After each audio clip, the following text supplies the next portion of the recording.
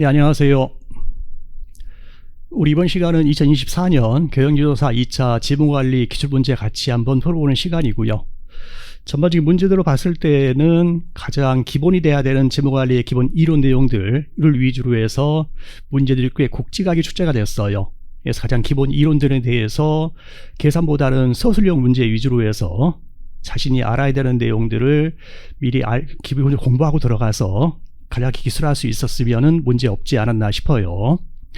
특히나 계속해서 그러는데 조금씩 범위를 확장하고 있고, 특히나 금융투자론 쪽은 과거에 거의 잘 다루지 않았었는데 조금씩 문제들이 출제가 되고 있어요. 그래서 올해에도 선물 가격 계산과 차익거래 정도까지 좀 더 범위가 확장이 됐네요.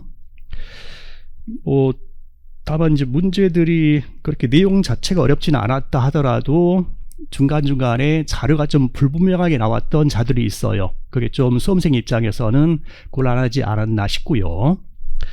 한번 문제를 같이 보죠. 먼저 1번 문제는 우리 교재로 봤을 때에는 2장에서 썼던 확실성하에서의 자본 예산 계산 문제로 나왔네요.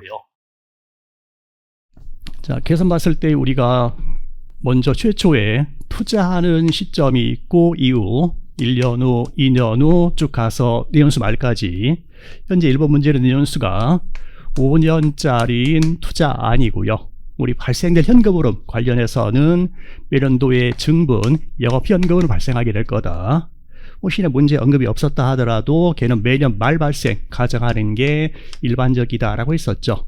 다음 두 번째로는 순운전 자본의 변동으로 인한 현금 흐름, 세 번째가 비유동 자산에 대한 투자로 인한 현금 흐름 쪽이 있죠. 현재 봤더니 우리 문제에서는 구형 기계장치를 신형 기계장치로 대체하는 투자안을 고려하고 있다라고 했어요. 그러면 먼저 나와 있는 자료가 구형에 대한 얘기 나와 있고, 그 다음에 신형에 대한 얘기 나와 있고, 각각의 취득 원가 관련해서는 구형은 취득원가가 100만 원이다 라고 했고요. 걔는 전체 내용연수는 10년이고 내용연수 말에 잔존가치는 0원이다 라고 해서 구형 계양치의 감가상각비는 매년도 10만 원이다 라고 계산이 되는데, 얘는 구형이라서 이미 사용하고 있던 기계죠. 그래서 걔는 현재 장부 금액은 50만 원이고 잔존 내용연수는 5년, 그리고 10만 원을 처분 가능하다라고 했어요. 그래서 이런 구형 기계장치인데 걔가 현재의 장부 금액은 50만 원이고 잔존 내용연수는 5년이라고 했으니까 봤더니 감가상각비 10만 원인데 5년간 사용했으니까 전체 50만 원만큼 감가상각이 되어서 현재 장부 금액은 50만 원이라는 표현이 되겠죠. 그래서 이게 지금 현재에 대한 얘기고, 현재 걔를 처분하게 되면은 10만 원에 처분할 수 있다라는 자료가 나와 있는 거죠. 그래서 현재 처분할 수 있는 금액 10만 원이 현재 시점에서 처분하면 이라는 표현 되는 거고요. 추가로 나온 얘기가 신형 계장치 취득원가는 120만 원이고 전체 내용연수가 5년에 잔존가치는 0원이다 라고 했으니까 신형 계장치의 감가상각비는 24만 원이다 라는 게 계산될 수 있겠죠. 그러면 구형 쓰지 않고 신형으로 대체하게 되면 증분 감가상각비가 14만 원만큼이 더 발생하게 된다라는 거 파악할 수 있을 거고요. 그리고 발생될 향후 기대되는 순현금 유입액은 다음과 같다. 그래서 1년 차부터 5년 차까지의 순현금 유입액이 나와 있어요. 그 바로 아래에는 순운전 자본의 변화는 없고 라고 했으니까, 왜냐하면 최초에 추가로 필요한 순운전 자본이 없다는 얘기고, 결국 맨 마지막 가서 회수될 금액도 없다라는 거니까 순운전 자본 변동에 따른 현금 흐름은 고려할 필요가 없겠죠. 자, 더불어서 비유동 자산에 대한 투자로 현금흐름인데, 걔는 신형 기계를 구입하게 되면 최초의 취득원가인 120만 원만큼 돈이 나가야 된다. 그리고 걔는 5년 후에 잔존가치가 0원이고 얼마에 처분할 수 있다, 이런 얘기 없는 거니까 처분에 따른 유입액 발생하는 게 없겠죠. 자, 다만 신형기계 사게 되면은 구형기계는 처분해서 처분에 따른 유입액 발생할 거다라는 거 생각해야 되고요. 그럼 이때 처분에 따라 유입될 금액은 봤더니 처분하는 금액이 지금 처분하면은 10만 원에 처분할 수 있다. 다만 그랬을 때 실제 유입되는 금액은 처분 손익의 세금 효과까지 고려해야 되는 거죠. 그래서 전체 구형기계 처분에 따라서 유입될 금액은 처분하는 금액은 당연히 들어오겠지만 그 처분 시점에서의 처분하는 금액과 장부 금액의 차이인 처분 손익의 법인세율 곱한 것만큼의 처분 손익의 세금 효과 추가로 고려하자라고 했었죠. 처분하는 게 10만 원이니까 10만 원만큼은 나에게 들어올 건데 10만 원에 처분하는 현재 시점의 장부 금액이 50만 원이니까 처분 손실이 40만 원 발생하게 되고 거기에 곱하기 법인세율이 40% 하게 되면은 처분 손실 발생해서 세금이 덜 나가게 된다라는 거 고려해야 되는 거잖아요. 따라서 나에게 실제 유입될 금액은 26만 원이 유입될 거다라는 것까지 계산할 수 있겠죠. 그래서 현재 시점에서 신기계 사게 되면은 120만 원 나갈 거고 그 시점에서 구형기계 처분해서 나에게 유입될 금액이 26만 원이 유입될 거다라는 거 계산할 수 있을 거고요. 이제 추가로 계산해야 되는 게 매년도 발생될 증분 영업 현금흐름을 계산해야 되는데 현재 우리 문제 자료에서 첫 번째 박스로 해서 1년차부터 5년차까지 발생될 순현금 유입액이 나와 있어요.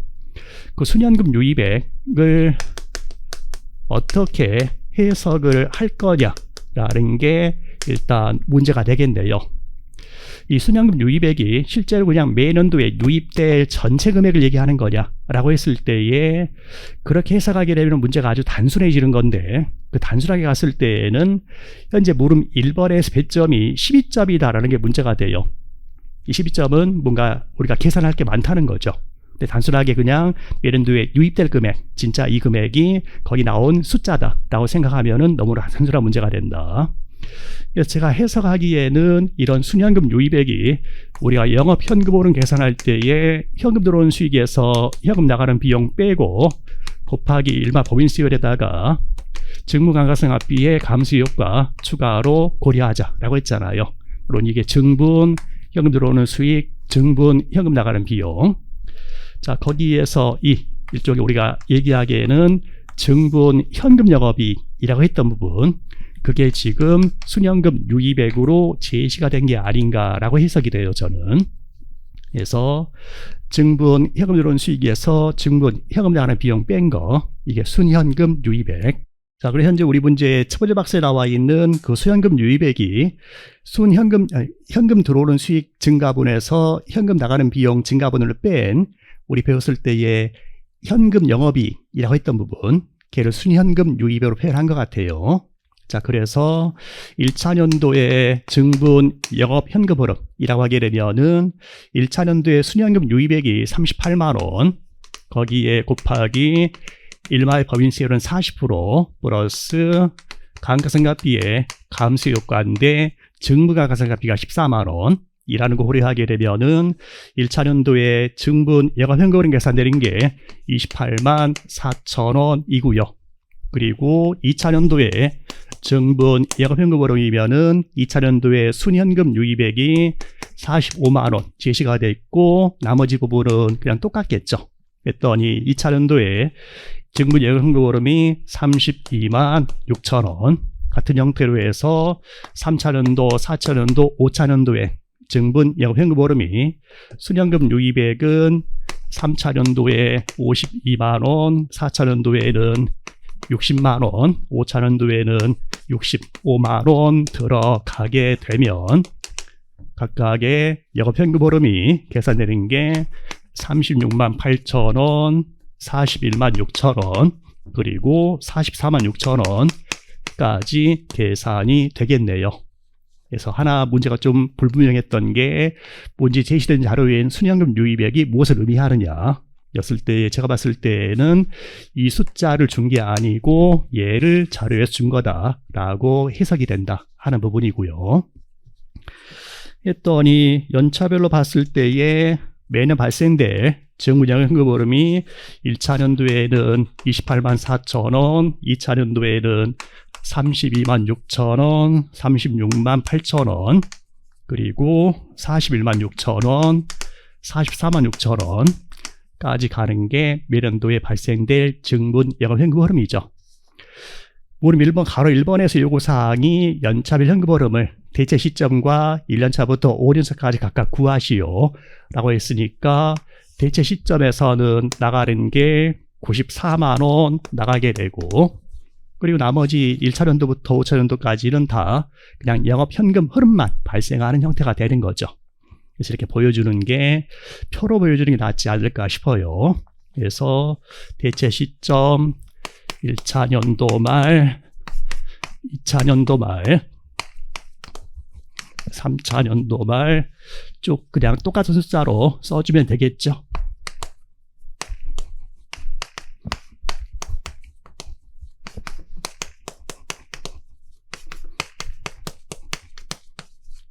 그래서 최초 대체 시점만 한번 계산기 누르면 될 거고요. 1차년도 말부터 5차년도 말까지는 그냥 증분 영업 현금 흐름만 써주면 되겠다. 그런 다음에 가로 2번 요구사항은 적용되는 자본 비용인 할인율이 10%인 경우에 수련자 가치 계산하시오 라는 요구사항이에요. 뭐 추가로 두 번째 박스에 현재 가치 이자 요소들 나와 있잖아요. 따라서 NPV를 구한다 하게 되면 최초에는 94만 원 나가는 거고, 이후에 유입될 금액의 현재 가치 계산하면 될 건데, 나누기 1.1, 1.1 제곱 접근해도 되고요. 다음 문제에서 요구하기에 현재 가치 요소를 이용해서 계산하라 라고 했으니까 곱하기 0.9091 곱하기 0.8264 곱하기 0.7513 곱하기 0.6830 곱하기 0.6209까지 하게 되면은 투자안의 NPV 계산할 수 있을 거고, 했더니 계산된 NPV가 425118.6원 까지 계산 가겠네요. 이 계산은 단순한 계산이었을 거고요. 다음 가로 3번 요구사항은 계산 방법과 경제선 여부의 비교 기준, 그게 곧 경제에서 분석 방법이 되겠죠.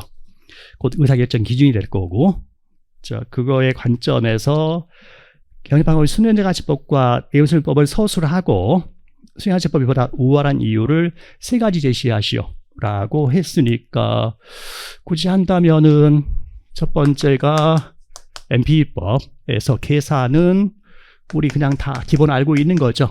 유입의 현재가치에서 유출액의 현재가치를 차감해서 계산한다. 자, 걔를 가지고 의사결정하는 기준이라고 했을 때는 독립적인 투자아니면은 NPV가 0보다 크면은 투자안 실행한다. 상호 배타적인 투자아니면은 NPV가 보다 큰 투자안 선택한다 정도 얘기 좀 들 거고요. 다음 두 번째로는 IRR법 쪽에서는 IRR의 계산이라고 하게 되면은 유입액의 현재 가치와 유출액의 현재 가치가 같아지게 되는 할인율 혹은 NPV가 0이 되는 할인율이라고 계산법 써주면 될 거고, 기회를 이용하는 의사결정 기준이다 했을 때는 우리 IRR법은 의사결정 기준이 현금의 양상에 따라서 바뀌어야 되는 거죠. 근데 일반적으로는 최초에 현금 유출 발생하고 이후에 유입 발생하게 되는 투자형 현금흐름이 일반적인 거고, 앞의 계산도 같은 형태였었고, 독립적인 투자할인 경우에는 투자할의 IRR이 기회비용, 자본비용보다 크면 투자안 선택한다. 상호 배타적인 투자안이었을 때는 IRR이 보다 높은 투자안 선택한다 정도 얘기하면 될 거고요. 그런 다음에 세 번째로 요구하는 게 NPV법의 우위성 IRR법의 문제점. 좀 여러 가지 있었죠. 가장 대표적인 게 재투자 수익률 가정의 문제. NPV법에서는 자본비용, 기회비용 투자를 가정하는데 IRR법은 해당 투자안에 IRR 투자를 가정한다. 이때 IRR법의 가정은 너무나 낙관적이고 비합리적이다. 보다 합리적인 게 NPV법의 수익률 가정이다. 다음 두 번째로는 NPV가 극대화되면 기회가치가 극대화되는 건데 IRR이 극대화된다고 해서 반드시 기회가치가 극대화되는 건 아닐 수 있다. 세 번째로는 NPV법은 금액이니까 더할 수 있다 하는 가치 가산 원칙 성립한다. 그다음 네 번째 굳이 간다고 했을 때에는 얘는 의사결정 기준이 항상 일정하지만 아일라법은 의사결정 기준이 형의 양상에 따라서 바뀌어야 된다. 더불어서 형결이 혼합형 형결의 경우에는 아일라법에서는 이게 일치되는 해가 존재하지 않는 경우도 있을 수 있고 2개 이상 존재할 수도 있다. 등등등의 얘기들 있었잖아요. 그 중에 3가지 써주면 되겠고요. 자, 거기까지가 1번 문제였고요. 자, 다음 이제 2번 문제에서는 MM의 배당 이론이니까 MM의 배당 무관련 이론 쪽의 얘기인 거죠.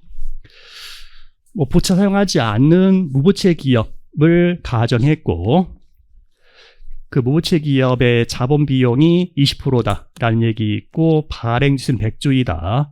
배당 성향은 30%이고 배당 성향이 이익 중에서 배당하는 금액의 비율 얘기하는 게 배당 성향이죠.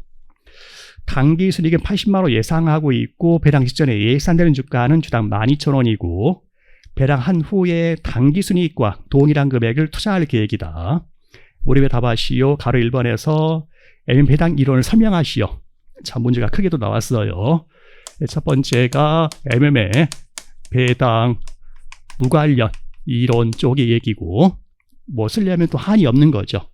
가장 기본적인 게 이쪽에서 가정이 완전 자본 시장을 가정해서 거래 비용과 세금 등의 거래 마찰이 존재하지 않는다. 다음 두 번째로는 투자자의 경우에는 배당 소득과 자본 이익에 대해서 무차별하다. 또한 완전 자본 시장 가정했으니까 기업의 투자 정책과 더불어 배당 정책이 서로 관련이 없게 된다. 곧 외부 자금 전환에 제약이 없기 때문에 내부 유보자금이 부족하더라도 언제든지 외부 자금 전환에 투자를 할 수가 있게 된다. 그런 기본적인 가정하에서 크게는 3가지 주가의 결정 과정과 두 번째 기업 가치의 결정 과정, 그다음 추가로 봤던 게 자가 배당 조정에 대한 얘기 봤었죠. 그러면서 주가의 변동 과정과 관련해서는 주당 배당액만큼 주가가 배당락이 될 거다. 따라서 배당 지급하든 배당 지급하지 않든 주주의 총부에는 변함이 없기 때문에 현재 주가가 달라질 이유가 없게 된다. 다음 기업가치 결정 과정과 관련해서는 언제든지 외부 자금 조달의 제약이 없기 때문에 기업의 투자 정책과 배당 정책은 관련이 없게 된다. 더불어서 자가배당 주동 쪽에서는 기업이 배당하는 수준과 무관하게 주주들은 자신이 원하는 배당을 만들어낼 수가 있게 되니까 전체적으로 배당 정책과 기업 가치는 무관하게 된다. 그래서 합리적인 경제 환경 하에서는 금융 환상이 존재할 수가 없게 된다. 정도까지 쭉 쓸 수 있겠죠. 그리고 추가로 이제 계산 문제를 나오는데 계산 문제 쪽에서는 이쪽 얘기로 묻고 있는 상황이에요. 이쪽 얘기에서는 배당을 너무 많이 하더라도 곧 기업 내부에 유보자금이 부족하더라도 언제든지 외부 자금 조달해서 투자할 수가 있는 거니까 배당 정책과 기업 가치는 관련이 없게 된다. 쪽의 얘기로 지금 계산 문제를 묻고 있어요. 자, 계산 문제 쪽에 오게 되면은 걔는 무부채 기업이고 자본 비용은 20%에 발행주익수는 원래 100주였던 상황이다.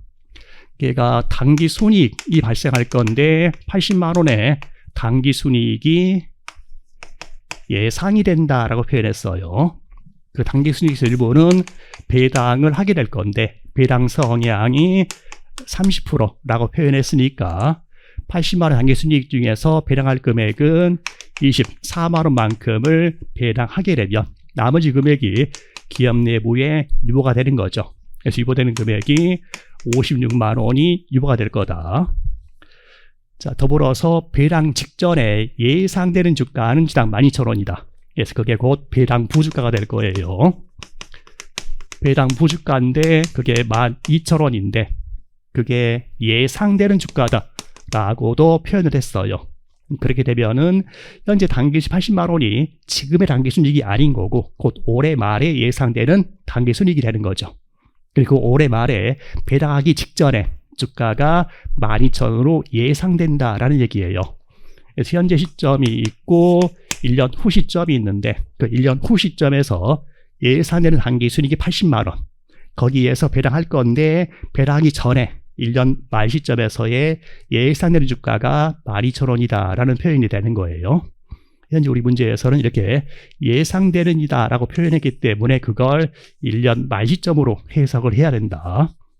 자, 그러면서 문제에서는 1년 말이라는 표현이 없기 때문에 조금은 불명확했던 그런 자료가 될 수 있겠다라는 거예요. 자, 해서 이런 단기순이익과 배당 전에 예상되는 주가가 1년 말이다라고 해석을 하는 게 맞는 문제인 거고요. 그랬을 때 배당 후의 주가를 구하시오라고 했어요. 1년 말 시점에서의 주당 배당에 계산할 수 있겠죠. 전체 배당하는 금액이 24만 원만큼 배당할 건데 발행수가 100주인 거니까 배당되는 주당 배당은 2,400원이 되겠죠. 자, 그리고 배당하기 직전에 예상된 주가니까 얘가 1년 말 시점에서의 배당 부주가. 그러면 가로 2번에서는 배당 후의 주가 구하시오 라고 했으니까 1년 말 시점에서의 배당 락 주가를 얘기하는 거고, 배당 부주가가 12,000원이었었고 주당 2,400원 배당하게 되면 현금 배당인 만큼 딱 주가가 배당 락이 될 거니까 배당 락 주가는 9,600원이 되겠죠. 자, 그 상황에서 가로 3번에서는 투자를 수행하기 위해서 발행한 신주의 주식수 구하시오라고 했어요. 그러면 단기 수익이 80만 원이고 30% 배당했으니까 기업 내부에 유보되어 있는 금액은 56만 원인 상황일 건데, 문제 자료에서는 배당한 후에 당기순이익과 동일한 금액을 투자할 거라고 했어요. 당기순이익과 동일한 금액을 투자할 거다라고 했으니까 80만 원을 투자하겠다는 거고, 내부 유보자금은 56만 원만 남아있는 상황이니까 나머지 자금은 유상증자 통해서 조달을 해야 되는 거죠. 따라서 유상증자 조달할 금액은 배당 지급한 24만 원만큼을 유상증자 통해서 조달해야 된다. 그래서 유상증자 할 금액은 배당 지급한 금액과 동일한 24만 원만큼이 유상증자 통해서 조달해야 되는 금액이 되는 거죠. 그랬을 때에 발행할 신주의 주식수 구하시오 라는 요구사항인 거고요. 전체 조달할 금액은 24만 원을 조달해야 되는 거고, 그때에 한 주당 얼마에 발행할 거냐라는 건데, 문제 구성상 배당하고 나서 주가가 9,600원인 상황이니까 그 시점 주가인 9,600원씩에 발행한다라고 봐야 되는 거죠. 했더니 신주 발행할 주일수가 25주가 발행이 된다 하는 게 가로 3번 얘기고요. 다음 가로 4번에서는 현재의 기업가치를 구하시오 라는 요구사항이에요. 자, 현재의 기업 가치를 구해보자 라는 건데, 자, 1년 후 시점이 되면 1년 후 시점에서는 원래 있던 주식수는 100주이고 새로 발행한 주식수가 25주인 거고, 걔네들의 주가가 9,600원인 상황이 되는 거죠. 그래서 그게 1년 후 시점의 기업 가치가 120만 원인 상황인 거죠.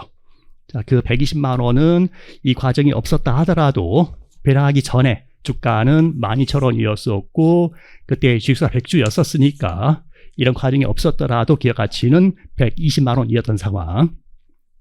자, 거기에서 배당하고 유상증자 하고 하더라도 1년의 기업 가치는 120만 원인 상황인 거죠. 근데 이거는 지금 현재의 기업 가치 구하라고 했으니까 1년의 기업 가치 120만 원을 1년간 현재 가치 해야 되는 거죠. 그 현재 가치 하도록 그 기업의 자본 비용이 20%다라는 자료가 있는 거고요. 그래서 1년의 기업 가치는 120만 원개를 자본 비용 20% 현재 가치 하게 되면 현재 시점의 기업 가치는 100만 원이다까지 계산이 되는 거죠. 자, 그게 가로 4번 얘기였고요. 가로 5번 쪽에서는 현실 세계 기업들이 현금 배당보다 자사주 매입을 하는 이유를 주주의 소득세율과 관련해 설명하시오. 하게 되면은 기업이 현금 배당을 하게 되면 주주 입장에서는 그게 배당 소득이 되는 거고, 반면에 기업이 자사주 매입을 하게 되면 주주 입장에서는 주식을 판 거니까 그게 곧 자본 이득이 되는 건데, 근데 배당 소득에 대한 세율이 자본 이익에 대한 세율보다는 높은 게 현실이다. 따라서 기업이 현금 배당하면은 주주가 세금 많이 나가야 된다.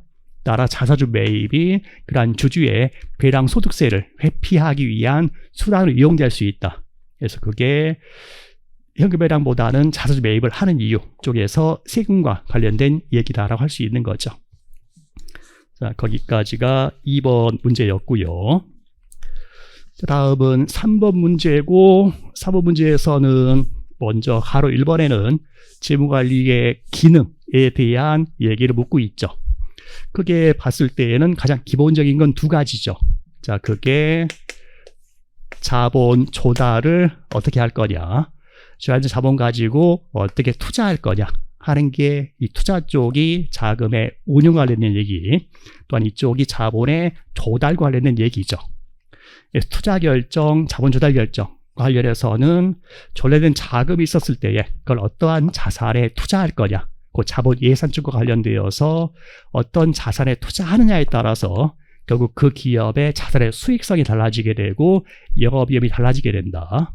우리가 기업 가치라고 하게 되면은 발생된 미래에 기대되는 현금 흐름들을 적절한 할인율 이용해서 현재 가치에서 다 더하게 되면은 걔가 곧 기업 가치가 된다.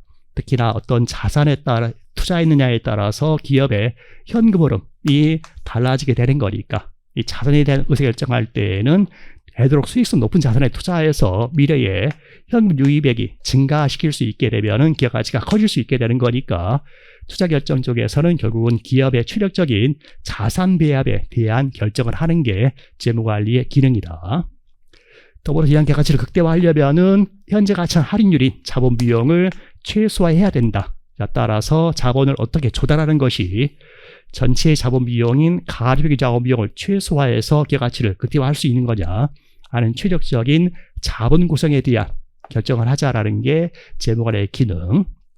세 번째로 추가로 얘기할 수 있는 게 배당 정책 관련된 기능이고, 결국 발생된 주주 몫의 순이익이 있는데 그거를 당장 손에 쏴주는 현금 배당과 기업 내부에 유보시키는 금액 어떻게 쪼개는 게 최적이 되느냐.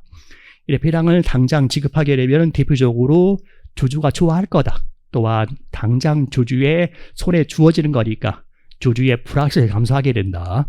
따라 배당을 많이 하는 게 여러 가지 극대화에 도움이 될 수도 있는 거지만 현실적으로는 외부 자금들의 제약이 있는 거니까 기업 내부에 유보를 조금만 하게 되면은 투자하기를 상실할 수가 있다. 따라서 유보를 많이 하는 것이 수익성을 높일 수도 있게 된다. 이런 관점 하에서 어떻게 배당을 하는 것이 여러 가지 극대화할 수 있게 되는 거냐 하는 의사결정 해보자라는 게 세 번째 재무관리의 주요한 기능이다 정도 얘기할 수 있겠죠.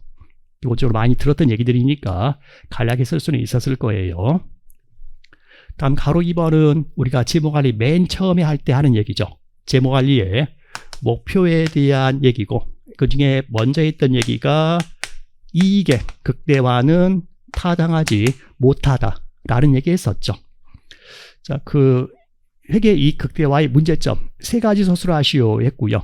우리 얘기했던 것들 중에 첫 번째는 극대화 대상 회계 이익 개념이 너무나 모호하다.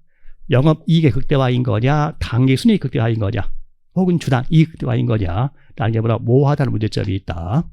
다음 두 번째로는 회계적인 이익은 회계 처리 방법의 선택에 따라서 달라질 수 있다 하는 문제점이 있다. 거기에 경영자의 주관적인 판단이 개입될 수도 있다. 또한 화폐의 시장가치와 미래의 불확실성 고려하지 못한다. 또한 우리가 경제 부가가치 쪽 가서 했던 얘기가 이런 회계적인 이익 계산할 때에는 타인 자본의 사용에 대한 대가인 이자 비용은 차감되지만 자기 자본 사용에 대한 대가인 자기 자본 비용이 우려되지 못한다라는 문제점이 있다 정도 등등이 있었잖아요. 그 중에 세 가지 정도 써주면 되겠네요. 자, 다음은 문제 4번이고요. 문제 4번에서는 불확실성 하에서의 최적 선택과 차익거래 갈등 이론 쪽의 얘기인데, 차익거래 갈등 이론 APT 쪽이 지금 최초로 기출되는 형태 같아요. 이전에는 아마 기출이 없었던 것 같고, 그냥 지금은 서술형으로 나왔는데 만약에 이후에 또 출제가 된다고 했을 때는 차익거래라든지 하는 정도까지 뭐 표라든지 아니면 계산까지도 나올 수 있는 상황이 될 것 같아요. 그래서 이후에는 APT도 좀 더 자세하게 공부해야 될 것 같고요. 먼저 가로 1번에서는 위험 자산만 고려할 때의 최대 포트폴리오 선택 과정인 거니까 우리 교재에서 3장 배웠었던 포트폴리오 이론 쪽에서의 실력적인 투자 포트폴리오의 선택 문제인 거죠. 그때 했던 얘기들은 편입연차하고 기력 수익률 간의 관계에서 수많은 자산들이 존재한다. 그때 나의 최력적인 투자 포트폴리오는 어떻게 될 거냐가 크게 두 단계로 나누어 이루어지게 된다. 첫 번째는 효율적인 포트폴리오들의 집합인 효율적 자산을 선별하자라는 게 첫 번째 단계였었고, 그런 다음에 나의 최력적인 투자 포트폴리오의 선택은 어떻게 할 거냐 하는 두 단계로 나누어 이루어진다. 두 단계로 설명하시오라는 요구사항이 있는 거고요.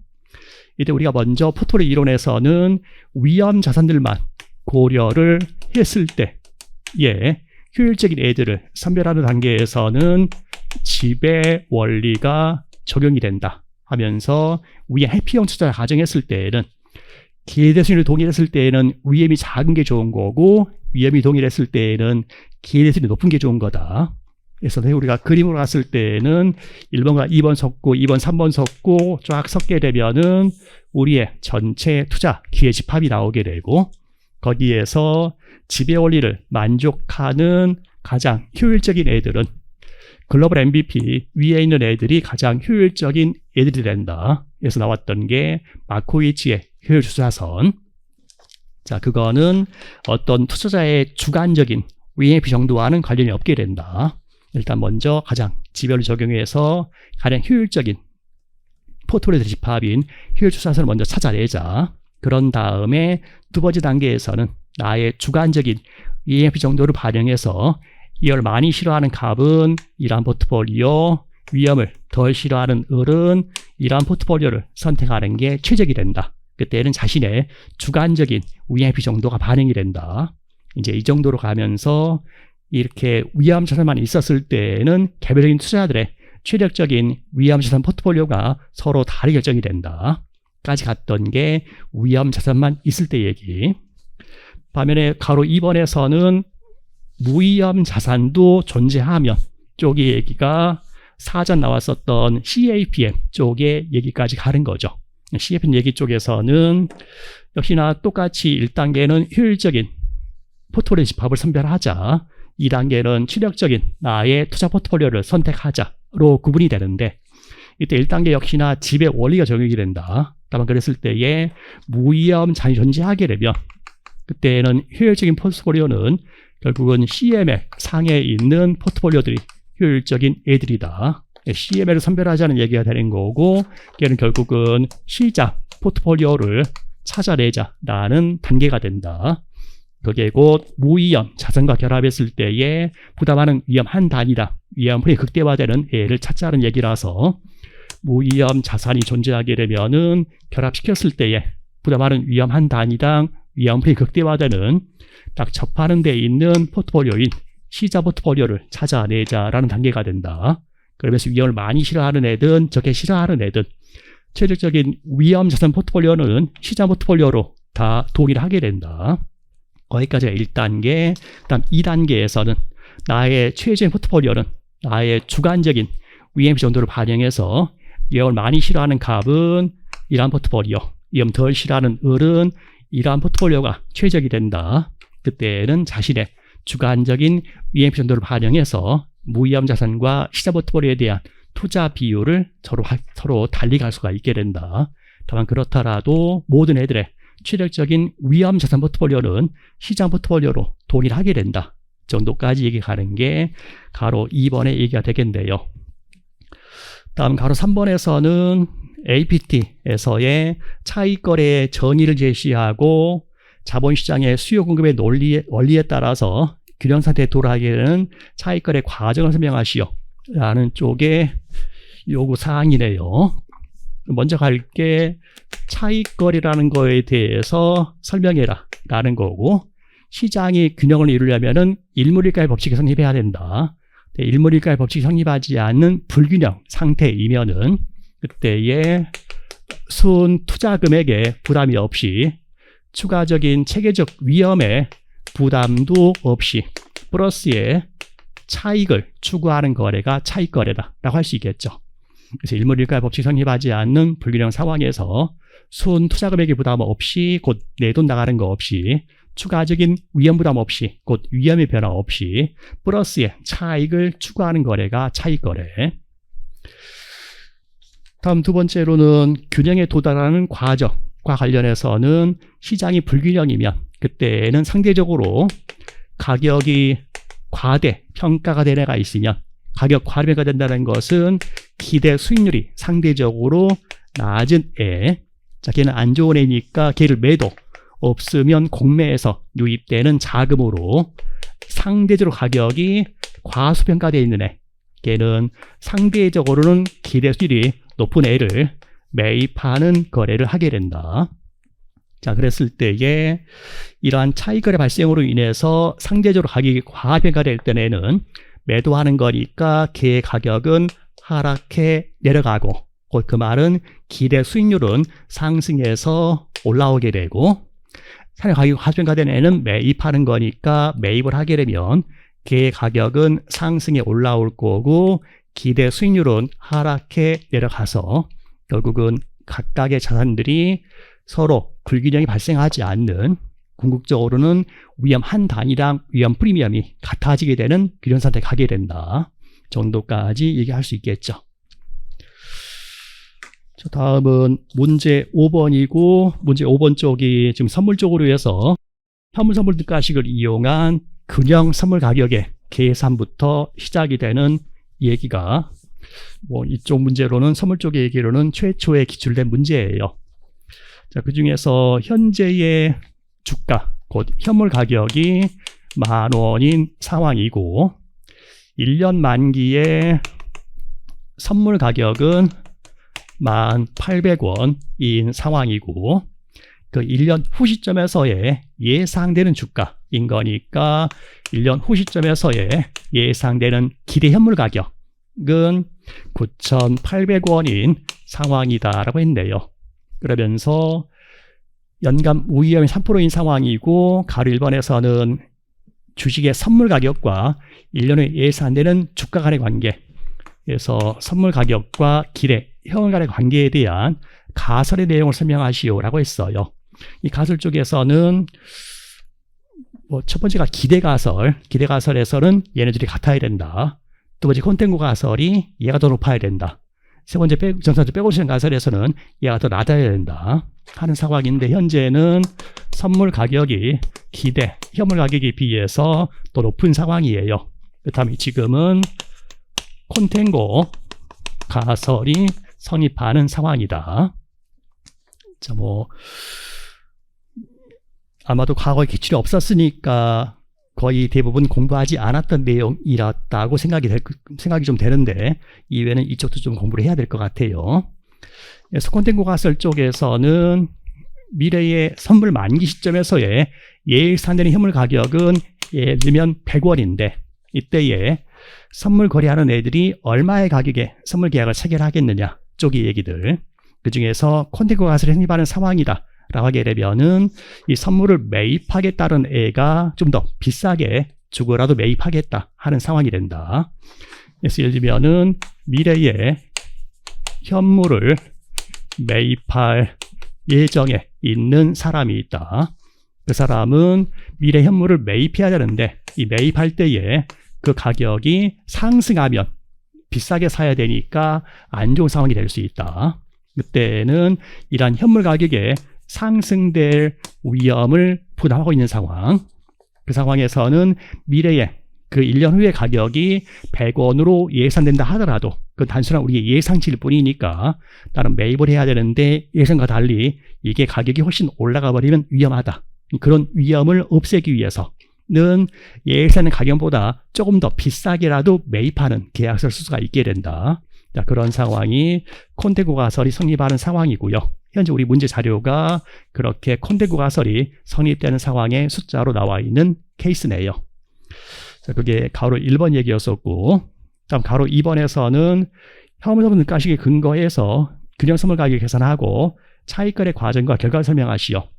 하게 되면은 현재 현물 가격, 곧 기초자산 가격이 10,000원인 상황이고 무위험이자율은 연 3%다라고 했어요. 그랬을 때에 균형을 이룰 선물 가격은 현물 선물 등가식에 따라 계산이 되고 F0는 S로 곱하기 1 플러스 무위험이자율의 만기까지 기간 T제곱이 되어야만 한다 하는 게 현물 선물 등가식. 이게 시장이 균형을 이룬 선물 가격과 현물 가격 간의 관계식이다라고 했고요. 현재 현물 가격이 주가가 10,000원인 상황이고 무위험이자는 3%의 만기는 1년인 상황이니까 균형 이룰 선물 가격은 1,300원 계산된다 하는 게 균형을 이룰 선물 가격. 현재 시장에서의 선물 가격이 시장 선물 가격이 1,800원인 상황이 되니까 균형 선물 가격에 비해서 시장 선물 가격이 과대평가된 상황이다 라고 할 수 있는 거죠. 그래서 같지 않고 지금은 이런 상황이다. 먼저 구할 게 균형 선물 가격 계산하시오 하는 건 1,300원. 다음 차익거래 과정과 결과 설명하시오 하는 게 두 번째 요구사항이고, 현재 시장 상황에서는 선물 가격은 상대적으로 과대평가되어 있고 반면 현물 가격은 상대적으로 소평가된 상황이다. 따라서 발생될 차익거래 전략이다 라고 하게 되면은 차익거래 전략은 과대평가된 선물은 과대평가됐으니까 매도하고 기초에서는 현물은 과소평가된 거니까 현물은 매입하는 형태의 차익거래 발생하게 된다. 이제 기본적으로 차익거래에서는 현재 시점에 손투자금액 부담이 없게 하자라는 얘기라서 현물을 매입할 때에는 돈이 나가야 될 거고 그 나가는 돈을 차입하는 형태의 거래하게 된다. 그래서 이게 지금 차익거래 전략이 되고, 그랬을 때의 과정과 결과 설명하시오 하는 걸 그냥 차익거래 표를 만드는 게 낫지 않을까 싶어요. 그래서 현재 시점이 있고 선물의 만기인 1년 후가 있고, 선물 거래할 때는 최초의 계약 체결 시점에서는 돈이 오가는 게 없는 거고, 선물을 매도했으니까 만기일에 기초자산 팔기로 해서 쓰는 거다. 지금의 선물의 시장 가격이 1,800원인 상황이니까 선물 매도하게 되면 만기에 1,800원 받고서 기초자산을 팔기로 계약서 쓰는 거다. 그때 현물 매입한 거는 현재 현물 가격이 10,000원이니까 현물 매입하려면은 10,000원 주고 현물을 매입해서 들고 가게 되면 1년 후에 걔는 S가 되어 있을 거다. 현물 매입할 자금 10,000원은 지금 차입하게 되면 1년 후인 만기에 이자까지 상환해야 되고 그게 1,300원을 상환하게 된다. 하면 현재 시점에서의 순연금흐름은 0이 되는 거고, 만기일에는 만기일 기초자산 가격이 얼마 되든 상관없이 플러스 ST 마이너스 대통 쳐지면서 시장 선물 가격인 1,800원과 균형 선물 가격인 1,300원의 차이인 500원만큼의 보다 큰 차익거래 이익을 얻게 된다 하는 거 표로 보여주는 게 좋을 것 같고요. 그래서 차익거래 결과를 설명하시오 했는데, 결과라는 게 뭘 얘기하는 건지는 정확히는 문제에 표현되지 않고 있어요. 다음 그 결과가 이런 차익거래 이익을 얘기하는 건지, 아니면 두 번째로 생각할 수 있는 게 이런 차익거래 발생에 따른 시장 상황의 변화를 얘기할 수 있고, 시장 상황의 변화라고 하게 되면은 과대평가된 선물은 매도하는 거니까 그에 따라서 이후에 선물 가격은 하락해서 내려가게 되고, 과대평가된 현물은 매입하는 거니까 매입에 따라 현물 가격은 상승해서 올라가게 된다. 그래서 선물 가격은 하락해 내려올 거고 현물 가격은 상승해 올라가게 된다. 결국은 얘네가 같아지는 현물선물 등가식이 성립하게 될 거다 하는 게 결과라고 할 수도 있는 거고요. 자, 그 정도까지 가는 게 문제 5번이었고요. 다음 문제 6번에서는 MMA 자본구조 이론 성립하는 자본시장에서 자기자본만으로 사업을 운영하는 대안이 자본의 변경을 계획하고 있다. 그래서 MMA 이론 하에서의 자본구조 변경에 대한 얘기고요. 자본의 변경 계획은 이자율이 10%인 1,500의 부채를 조달하는 것이고 연간 영업이익은 500원에 변경 후에도 동일한 금액에 매년 영구히 지속된다. 그래서 영업이익 변화는 없다. 포함해서 25%의 개와 연간 동일한 영업이익 창출하면서 자기 자본으로만 운영하는 기업의 조주의 요구수익률은 25%다. 자로 나와 있고 가로 1번에서는 변경 후에 가리변경 작업 비용을 구하시오라는 요구사항이네요. 그러면 자본구조 이론에서의 자본구조 변경 후에 가리변경 작업 비용 계산 문제죠. 그래서 원래는 무부채였던 기업인데 걔가 부채 사용기업이 되면 자본 비용이 어떻게 바뀔 거냐. 문제 자료에 따르게 되면 지금 무부채였을 때는 자본 비용이 25%였던 상황이죠. 자, 그리고 기대되는 영업이익은 매년 EBIT가 매년 500원이었던 상황이고 법인세율은 25%였던 상황이고요. 그리고 부채를 조달하게 되면 부채는 이자 10%에 1,000원의 부채를 쓸 거다. 먼저 계산할 수 있는 게 걔가 무부채였을 때의 기업 가치를 계산해 볼 수 있겠죠. 걔는 EBIT 곱하기 1-T가 기업의 현금 흐름이고 우성장 영구히 갈 거니까 무부채였을 자본 비용인 로 현재 가치 하게 되면 무부채였을 때 기업 가치 EBIT가 매년 500 곱하기 1말 법인세율은 25% 무부채 기업 자본 비용이 25%인 상황이니까 무부채였을 때의 기업 가치가 1,500으로 계산이 되는 거죠. 자, 그리고 걔가 부채를 사용할 건데 부채 1,500의 부채를 사용하면 걔 이자율은 10%다라고 했고요.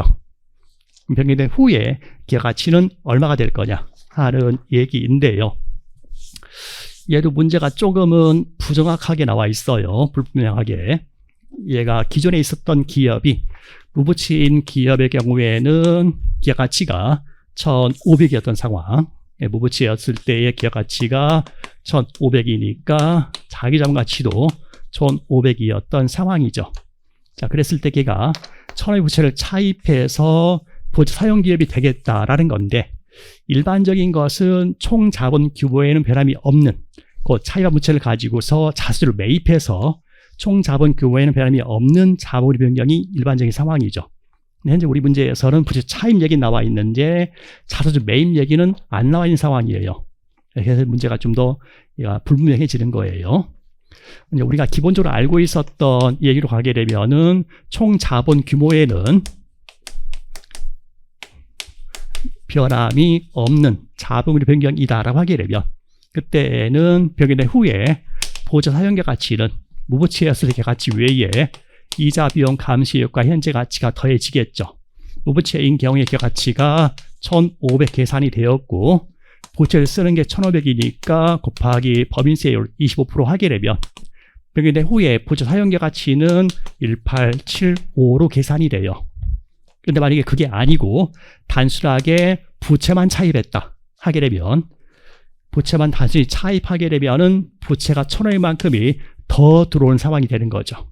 그러면 변경된 후에 기업 가치는 원래 있었던 무부채 기업 가치 외에 추가로 부채 1,500이 더 들어오고 거기에서 이자 비용의 법인세 감시 효과가 발생되는 상황이 되는 거죠. 그래서 원래 있었던 무부채 가치가 1,500에다가 부채 차입하는 게 1,500이 더 들어왔고 거기에다가 이자 비용의 법인세 감시 효과의 현재 가치가 더 더해진다 하고 가게 되면은 경제 후의 기업 가치가 3375로 계산되는 거죠. 현재 우리 문제 자료 좀 부정확하다, 불분명하다. 그런데 일반적인 문제로 보는 게 보다 타당할 걸로 판단이 돼요. 왜냐하면 이렇게 1,500 부채가 추가로 더 들어오게 되면 뭔가 사업을 더 하겠죠. 더 하게 되면 영업이익의 변화가 생기겠죠. 근데 그게 없이 계속의 영업이익 500이 유지가 될 거다라고 표현했기 때문에 얘가 보다 더 적합한 풀이가 아닌가 싶어요. 그래서 지금은 문제 명확한 표현은 없지만 차입한 부채 가지고 자사주를 매입해서 총 자본 규모에는 변함이 없는 일반적인 자본구조 변경으로 해석하는 게 보다 타당하겠다. 그렇게 되면은 변경된 후에 전체 기업 가치는 1875가 되는 거고 부채 차입한 것은 1,500이 되는 거고 일부 자사주 매입해서 남아있는 자기 자본이 375가 되는 상황이다라고 할 수 있겠죠.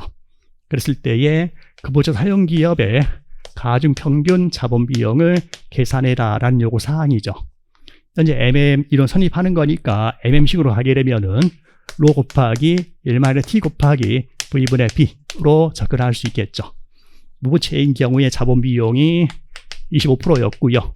1 법인세율이 25%고 병역된 후에 기업가치는 1875에 부채가 1500인 거니까 병역된 후에 가중 자본 비용이 20%다라고 딱 떨어지네요.